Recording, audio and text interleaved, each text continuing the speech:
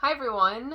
It is the middle of July, so of course the Barnes & Noble, Criterion, and overall art house sale is in full swing. I went to the store at the beginning of the month and then soon afterwards I made an online order, and I don't think I'm getting anything else. I don't know, like I have my eye on a couple other titles, but I think I'm good. I don't need to get any more. And even though I've been like saving up for these titles and have had this sale in mind, I've been getting like so many books, you know? So let's continue saving. Yes. This video is going to be the Criterion stack that I have here. I'm just going to show everything in this video, and then I don't know what order things will be going up in, but I also will be filming in Arrow haul. Because I got a few Arrow titles this sale and then some other things that I've just accumulated over the last few months. And then a sort of miscellaneous pile is also next to me of just random titles, and that will be its own video as well. But this is Criterion, so I did have a preliminary list that was pretty much like a finalized list, I guess. There were like 4 or 5 titles that I knew I wanted for sure. Like, I am getting this sale, and I got them.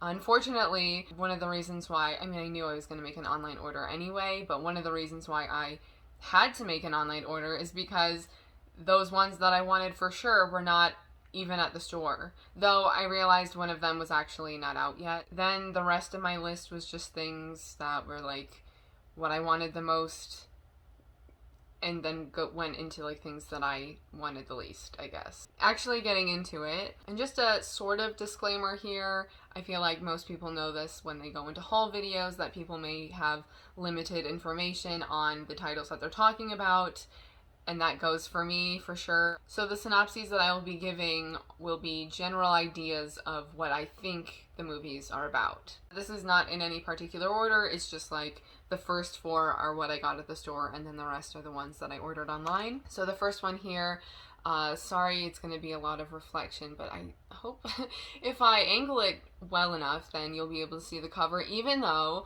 this one has terrible like colors. Like, why did they choose this dark blue and like dark maroon color that you cannot even see? I don't know, but this is The Worst Person in the World from last year. This was getting so much buzz, and it's about a woman entering her 30s, her navigating her life and the relationships that she has, and I'm pretty sure it's more so of a focus on her romantic and sexual relationships. So I don't know how much in terms of like her family this deals with, but definitely looking forward to it. And I just heard such great things overall about the film, and specifically Renate Reinsve, I think that's how you say her name, the main actress in it, her performance as the main character. And this is, yeah, from last year, 2021, and it's by number 1132. And it's a Norwegian film. The next title I have here is The Piano Teacher, which was kind of lower on my list, but then I saw it in the store and I was like, yeah, okay, I'll get that. I recently got the book that the film is based on, which was so strange. I ordered it like late April, and then it was like on back order for a good month at least. And I'm like, why is The Piano Teacher on back order? And this is from 2001, spine number 894, and it's about a piano teacher, a sort of older woman, played by Isabelle Huppert in this film, and she has a relationship, affair maybe, with a young student. And I don't know if he's just like a student in general or actually like one of her students, but there they are making out on the bathroom floor. And this is in French. Then I have Teorema from 1968, spine number 1013. It's an Italian film from Pasolini, and Teorema means theorem in Italian. On Letterboxd it actually is listed as theorem. This has to do with a young man, and I did read the back. It says, perhaps an angel, perhaps a devil. So that to me gives this kind of the air of a fable, like something kind of not completely based in reality or something like that. Some sort of morality tale. That's the vibes that phrasing is giving me. So this young man pries his way into the lives of this one family. I think they're like living in like a country house or something like that, and he just randomly shows up. That's what I got from the synopsis, I think, on the Criterion channel when this has been on there before. Anyway, he basically invades their lives momentarily and has a relationship, I'm pretty sure like a sexual relationship with each of the members of the family, and then he leaves, and it's about the kind of undoing of this family unit and each member individually. And then lastly at the store, I got The Tragedy of Macbeth.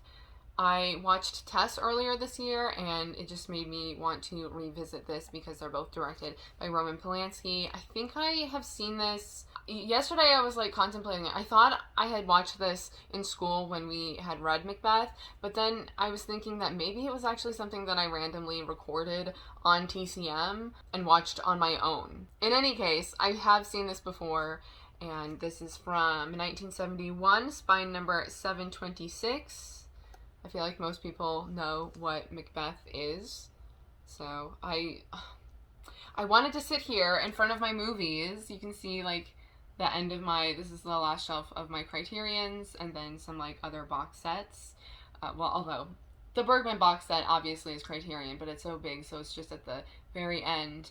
And then this is my like miscellaneous random Blu-ray shelf. Most of these are just regular Blu-rays, although I do also include my Kino Lorber releases in here, and it actually goes in chronological order, and then it continues in these stacks. The shelf is overflowing. But everything else, the other shelves, look very neat above me that you can't really see. But the light over there, even though it looks great without holding anything, and I'm just sitting here, lots of reflection. So I apologize for that. And then the order that I made online. This first one I haven't opened because there's like a dent in it, and I got nervous about like a disc being broken or the case being broken. I'm gonna go to the store again and see if I can get a different copy.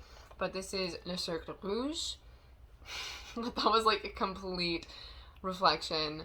This is from 1970, spine number 218. Oh yes, this was previously out of print and now it's available on 4K, which I'm so excited about. I haven't seen this. This is one of the few Melville films in the collection that I haven't seen yet, and I'm not 100% sure what the premise of this is, but I don't want to know exactly. But this fits in the same sort of category of the detective gangster films like Le Samurai and Le Doulot.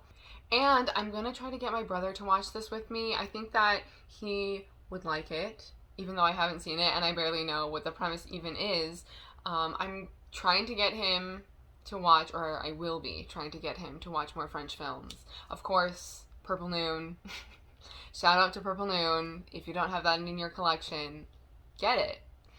And that's my favorite movie. So I, of course, want him to see what my favorite movie is. But I'm not going to watch it with him, I think, until after I read the book that it's based on. So anyway, this is another option for a French film that I want him to watch, because he was like going through my movies I was showing him what I got, and when he saw that The Piano Teacher was in French, he was like, oh, it's in French. And he just like went on to the next one, and I was like, what do you mean? What do you mean next?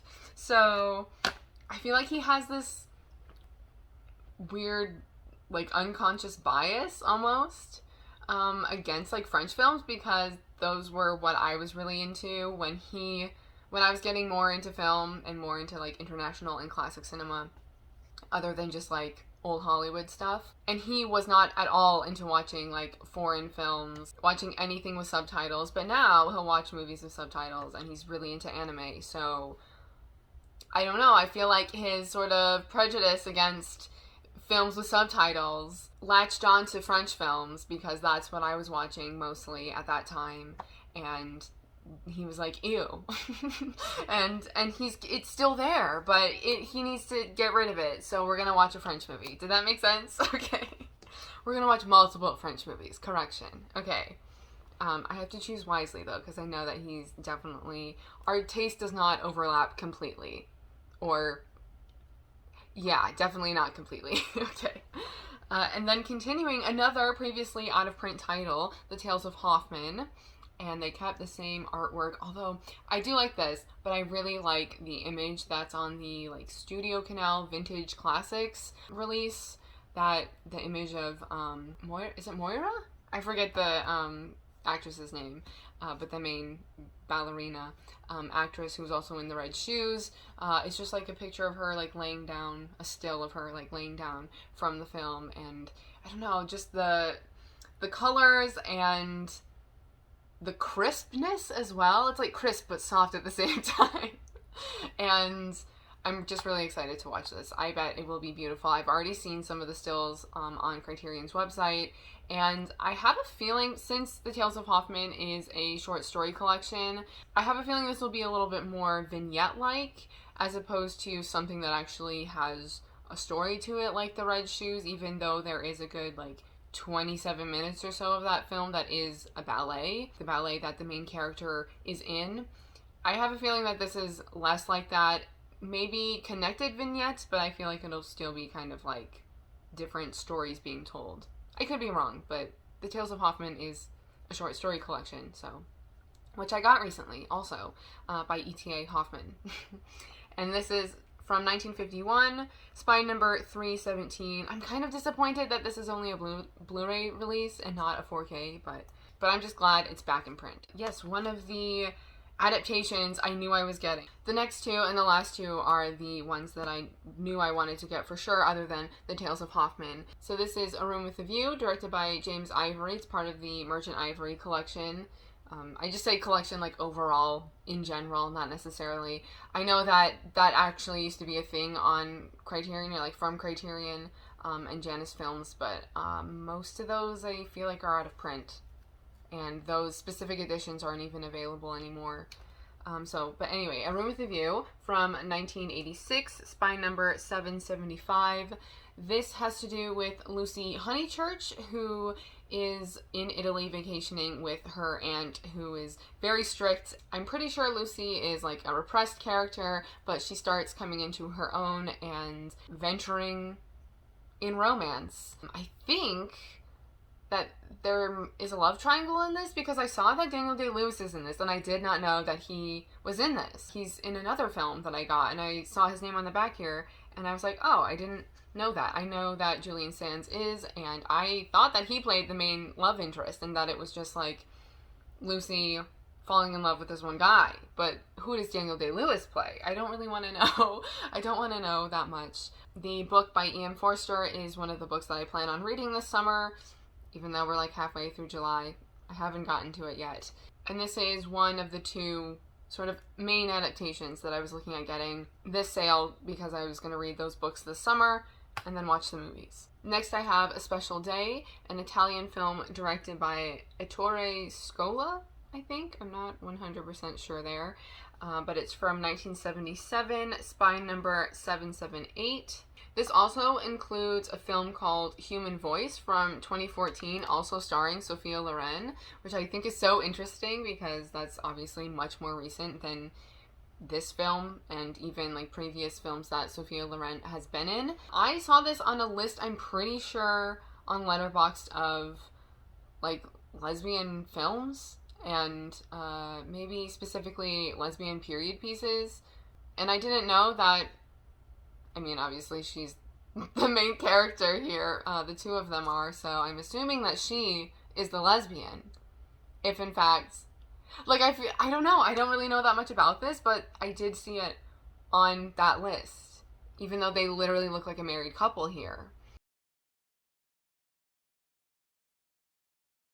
And then the other thing that I know about this is something that my brother read out loud when I was showing him what I got. It says, though it's set in Rome on the historic day in 1938 when Mussolini and the city first rolled out the red carpet for Hitler, the film takes place entirely in a working class apartment building. And that's the other sort of part that I remember from what my brother had said when he was reading the back out loud there. And I did not know that. I really did not know anything about this film. So I saw it on that list though, and I was like, oh, I'm gonna get that. I just like decided that I was going to get it, so here it is. I also think it's interesting that it's in this sort of like partial sepia tone. It's like between black and white and sepia tone. Then a last minute switch, I got Personal Shopper from 2016, spine number 899. I was going to get Mr. Klein, but that is available on the Criterion channel, so I thought, this isn't available, I'm gonna get this.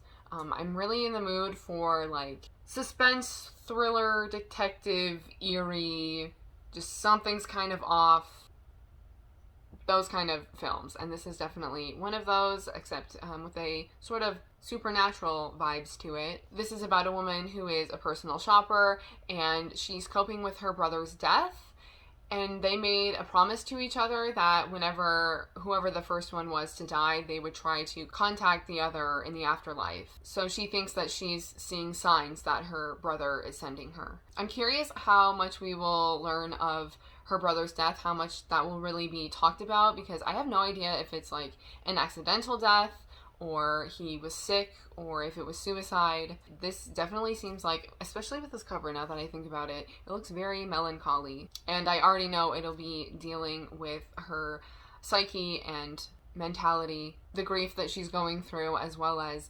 maybe these superstitions and supernatural beliefs that she has. And then the other adaptation of a book I plan on reading this summer is The Age of Innocence. This is from 1993, spine number 913, and I'm so excited to get to this. I just think it'll be so beautiful. I'm not sure how I feel about this cover, but I'm really looking forward to the costumes and just the overall like sets in this, the way that it'll look. A period piece directed by Martin Scorsese. High hopes, as well as it has like Winona Ryder and Michelle Pfeiffer in it, and also Daniel Day-Lewis. I feel like I haven't seen enough that he's in to like really be like, yeah, excited about Daniel Day-Lewis. I think that this also has to do with a love triangle in a way. I think, ooh, I can show you actually, because it has them on the cover here. I also got the vinyl, which is exclusive to Barnes & Noble, so yeah, I got it at the store. I think that Michelle Pfeiffer and Daniel Day-Lewis's characters are together. I got the vibe, I don't know, I kind of feel like they're together secretly, but then maybe publicly, and maybe something that is more feasible for him in his life. He's like going after Winona Ryder's character. That's, I think, I could be wrong. Here is the vinyl, by the way. I'll open it up as well. There's two records, one on each side, and they're both double-sided. And then the back. So that's cool. And the novel is by Edith Wharton, if you did not know. I did not bring my books here. I thought about grabbing them to show along with the adaptations here, but I decided against it. If you're interested in seeing them, I will be filming a haul video coming up, but there's going to be like a crazy number of books in that video. And lastly here, we have Summertime, directed by David Lean. This was previously only available on DVD, and I'm so glad that it's finally been upgraded. This was the other one that I was for sure getting, but I didn't know it came out on the 12th, so I went to the store and I was looking for it, and it wasn't there. That's because I went on the 6th, and it wasn't out yet, so I'm not sure how I feel about this cover, to be honest. I like the colors, but I think the combination of, like, this sketch here and the colors is not vibing with me. I'm not sure. But this is from 1955, spine number 22. I wonder how many movies are like still only available on DVD. They have to be getting down to the end. I don't think there's that many more. I'm gonna do some research. I'm gonna look it up. It may take me a while to figure out, but I'm really curious about that. And this is about Katharine Hepburn's character vacationing in Italy, and she's just venturing around the...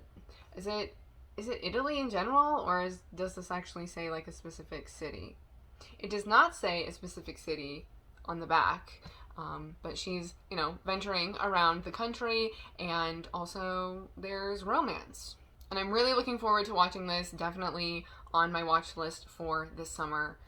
Actually, July and August seem great for this, so. Summertime. Sorry, oh my god, the glare. And that's it. Yay! Okay, I would love to know if you have seen any of these and what you think of them, if any of them interest you.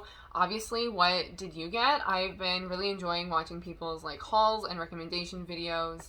I love this time of year. Like the Barnes & Noble sales in particular, there's so much Criterion content online. Yeah, really enjoying stuff and seeing what other people have picked up. But if you don't make videos and you just like comment, I'd love to know what you got or plan on getting if you still have other things that you're going to be trying to acquire. Even though I'm probably not getting anything else from this sale, I'd still love any recommendations you have based on the titles that I have here, or if you're familiar with my taste, yeah, go ahead and leave those in the comments. And I think that's it. So thank you so much for watching, and I will see you in my next video. Bye!